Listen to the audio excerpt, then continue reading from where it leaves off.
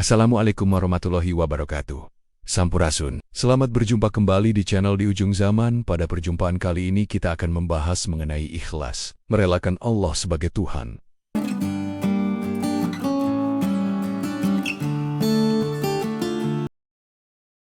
Bismillahirrahmanirrahim. Kata ikhlas terambil dari kata dasar kholasyo, yakhlusyu, dan hulushon dalam makna kata kerja pasif, yang kemudian diberikan wazan atau kata kerja aktif akhlasyo, yukhlisyu, dan ikhlason. Kholasyo artinya bersih, suci, atau tulus. Sedangkan akhlasyo yang menjadi kata populer yaitu ikhlas, artinya membersihkan, merelakan, atau mengikhlaskan. Ikhlas dalam pengertian sempit merupakan sikap pasif dari kondisi batin saat menerima sesuatu. Sementara makna yang lebih luas diartikan sebagai mengupayakan seluruh perangkat yang ada dalam diri untuk menerima dengan penuh kerelaan atas segala sesuatu yang menimpa diri. Jadi ikhlas punya dua dimensi makna, yaitu cenderung pasif sebagai substansi dan bermakna, serta bertendensi aktif ketika seluruh perangkat diri diupayakan untuk menerima sebuah kebenaran yang sifatnya mutlak dan tak dapat ditolak kehadirannya. Surat Al-Ikhlas adalah surat ke-112 dalam Al-Quran, terdiri dari 4 ayat dan termasuk golongan surat Makkiyah. Bismillahirrohmanirrohim.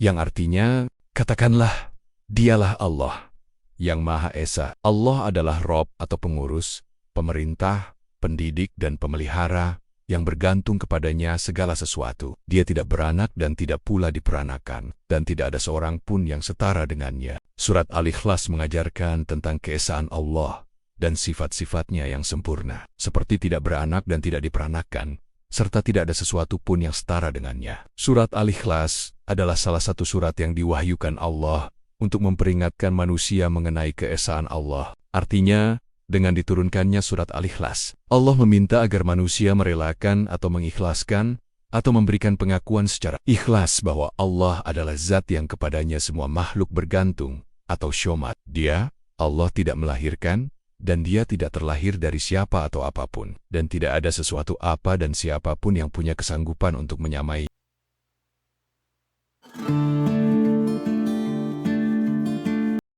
Memang sangat berat sekali apa yang dirasakan manusia ketika dia difasilitasi oleh berbagai kelengkapan hidup, mulai dari seperangkat indera dan fasilitas penunjang yang disediakan di luar dirinya, dan dengan semua kelengkapan itu manusia bisa berbuat apa saja sesuai dengan apa yang diinginkannya dalam hidup. Seperti apa yang pernah dilakukan oleh Firaun pada masa Nabiullah Musa alaihissalam ketika kedikjayaannya mencapai puncak. Dalam Quran Surat An-Naziat ayat 24, ia mengatakan bahwa akulah Robmu, akulah Tuhanmu, akulah pengurusmu yang maha tinggi, yang pada saat itu memang diakui keberhasilan Fir'aun sebagai seorang raja yang tidak tertandingi oleh siapapun. Surat Al-Ikhlas juga diwahyukan Allah untuk menyindir kaum Yahudi dan Nasrani yang pernah memberikan statement yang diabadikan dalam Quran. Surat At-Taubah ayat seperti 30-31, yang artinya, dan orang-orang Yahudi berkata, Uzair adalah putra Allah, dan orang-orang Nasrani berkata, Al-Masih adalah putra Allah. Demikian itulah ucapan mereka dengan mulut mereka.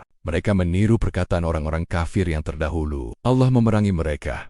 Bagaimana mereka sampai berpaling? Mereka menjadikan orang-orang alim mereka dan rahib-rahib mereka sebagai Tuhan selain Allah, dan juga mereka mempertuhankan Al-Masih putra Maryam, padahal mereka hanya disuruh beribadah kepada Tuhan yang Esa.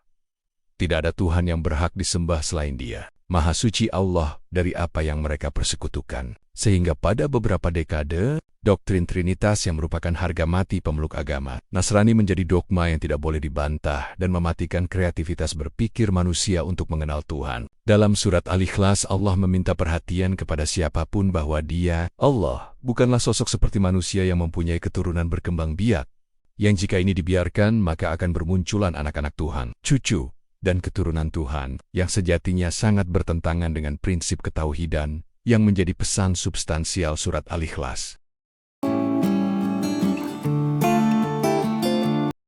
Saya teringat pada teori perkembangan bahwa ilmu pengetahuan mengalami perkembangan dari masa ke masa. Pada zaman dahulu, seorang ilmuwan yang bersikukuh berpendapat bahwa bumi itu bulat, ditentang habis-habisan oleh gereja sebagai orang yang menentang gereja. Dan kini semua orang sefaham dan sepakat bahwa bumi itu bulat. Pada era sebelum milenium, orang tidak percaya bahwa bumi bisa berada dalam genggaman visual. Dan kini terbukti. Dengan teknologi informasi yang sangat cepat, semua orang memegang telepon genggam yang populer disebut handphone. Dan entah berapa penemuan lagi yang akan menjadi bukti berkembangnya peradaban manusia melalui penemuan demi penemuan dalam berbagai disiplin ilmu. Yang sesungguhnya harus membuat manusia memasuki dimensi kesadaran bahwa Allah lah yang membuat semua ini terjadi. Jangankan untuk memikirkan zat Allah yang tidak bisa disentuh oleh siapapun. Untuk melihat sampai sejauh mana pengetahuan, berhenti menjadi sempurna saja tidak akan cukup waktu untuk sampai pada akhir waktu. Sekali lagi, surat Al-Ikhlas berisi permintaan Allah kepada manusia agar mengikhlaskan semua ketidakberdayaannya sebagai hamba, bahwa hanya kepada Allah lah tempat semua makhluk menggantungkan diri, karena dialah sosok yang tidak dapat ditandingi oleh siapapun. Semoga bermanfaat. Demikianlah pembahasan singkat pada kesempatan kali ini. Semoga memberikan manfaat untuk kita semua. Sahabat tercinta, jangan lupa like, comment, dan subscribe channel YouTube di ujung zaman. Juga aktifkan lonceng notifikasi agar tidak ketinggalan update video lainnya. Hatur nuhun, Kak Sadayana. Wassalamualaikum warahmatullahi wabarakatuh.